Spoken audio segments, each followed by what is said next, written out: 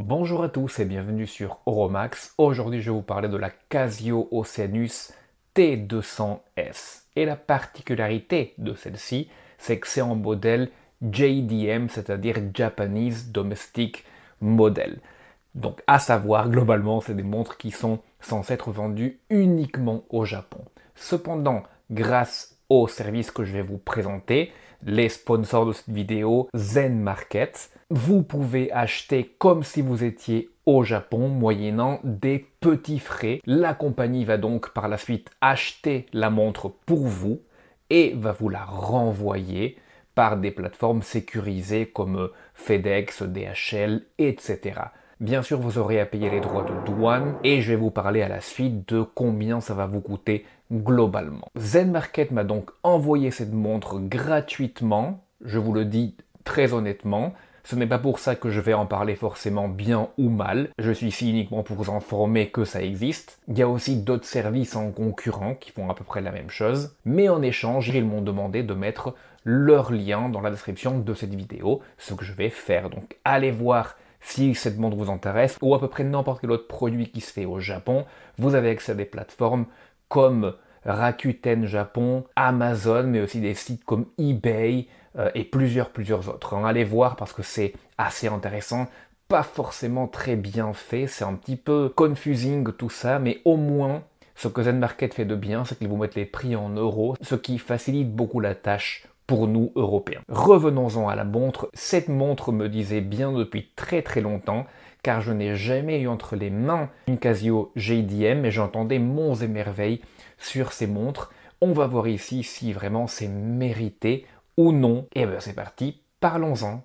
On va commencer par les dimensions de la montre. Cette Casio Oceanus fait 41,5 mm de diamètre par uniquement 10,8 mm d'épaisseur par 49,1 de corne à corne, mais remarquez que vous avez un bracelet avec des maillons mâles, donc la distance de maillon à maillon est de 52,1 mm et c'est comme ça qu'elle se portera sur le poignet. Elle se porte donc pas vraiment trop mal, malgré ce que cette distance de maillon à maillon peut faire entendre, comme vous le voyez ici sur mon poignet de 17 cm de circonférence. Commençons par le cadran de cette montre, le cadran blanc avec des accents bleus. Et là, laissez-moi vous dire que j'étais assez agréablement surpris. Sachez que cette montre est une montre solaire. Vous avez donc des cellules photovoltaïques en dessous du cadran, mais vous ne les voyez pas vraiment. Le cadran est entièrement blanc, en blanc assez pur, mais si vous regardez de très près, vous voyez des cercles concentriques et plusieurs d'entre eux, mais vraiment il faut les chercher, il faut les voir vraiment de près pour les distinguer.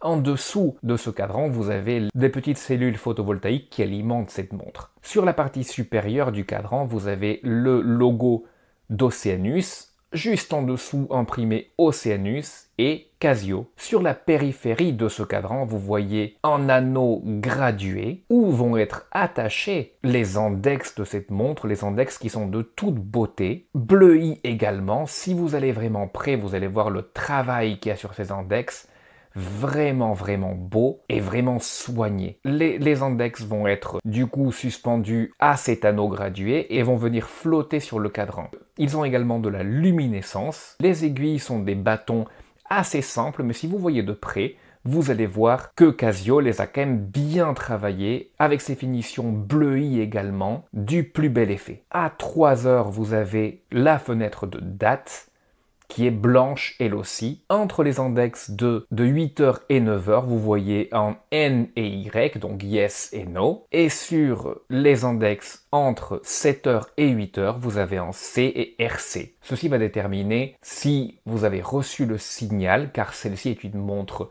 multibande 6 et elle vous permet de faire pas mal d'autres choses également, comme notamment la connecter en Bluetooth à votre téléphone. Mais au-delà de tout ça, allons sur un aspect inouï pour une Casio, et c'est vraiment le travail au niveau du boîtier et des finitions. Nous sommes ici sur un boîtier et un bracelet entièrement en 316L. Commençons par la lunette. Elle est en fait sur 3 niveaux. Le dessus est brossé. Vous avez 2 niveaux polis. Beaucoup de travail là-dedans.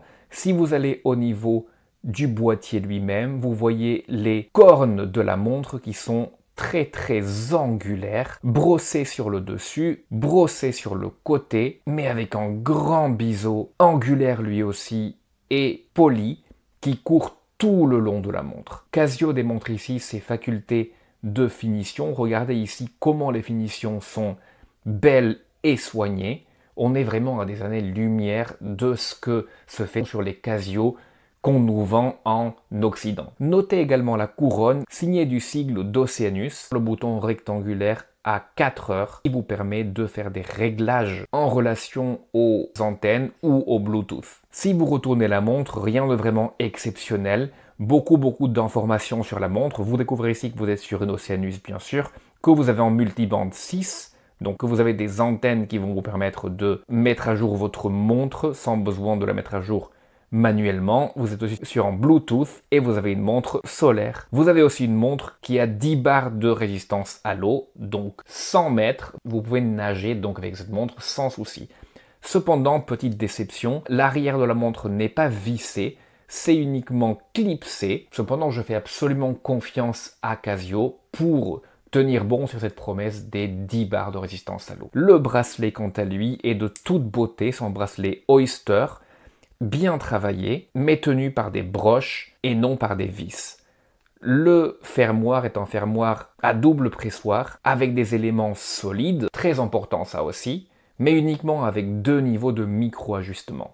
Vous avez cependant dans le bracelet des maillons moitié plus petits que les autres pour pouvoir réussir à avoir un ajustement bien plus précis. Un autre point négatif, vous voyez que sur le cadran, c'est le dessus de la montre qui est très chargé avec le logo, avec Oceanus, puis Casio.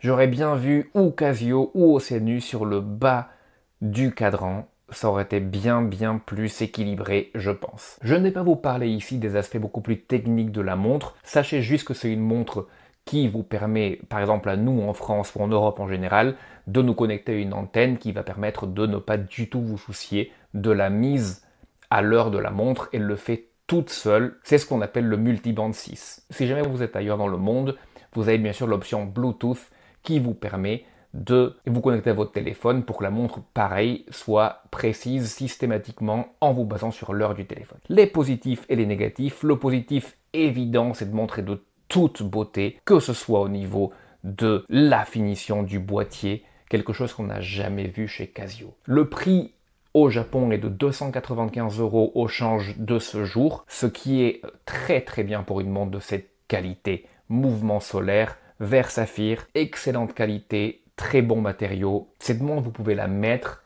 et ne plus vous en soucier pendant 20 ans. Elle fera tout toute seule, pas de changement de pile, pas de révision du mouvement, rien à faire. Si vous voulez une montre pour mettre et ne plus vous en soucier, eh ben c'est exactement celle-ci. Côté négatif, rien à voir avec la montre, mais le système mine de rien et les taxes que nous avons, après tout, le prix de base de 295 € passera globalement, vous pouvez rajouter un tiers de plus. Vous êtes quasiment presque à 380, 390 avec le prix que va vous coûter le service et surtout avec les taxes qui sont, ma foi, très élevées, mais ça n'y peut rien. Après, est-ce que c'est une montre qui vaut 400 €? Moi, je pense que oui. Vous avez également une luminescence qui peut paraître un petit peu faiblarde au début, mais qui, mine de rien, va durer. Vous le voyez ici, j'ai pris une photo au tout début, et j'ai pris une photo 20 minutes après, et vous voyez que mine de rien, ça a quand même bien duré. Aussi, l'ajustement du bracelet, j'aurais préféré des vis.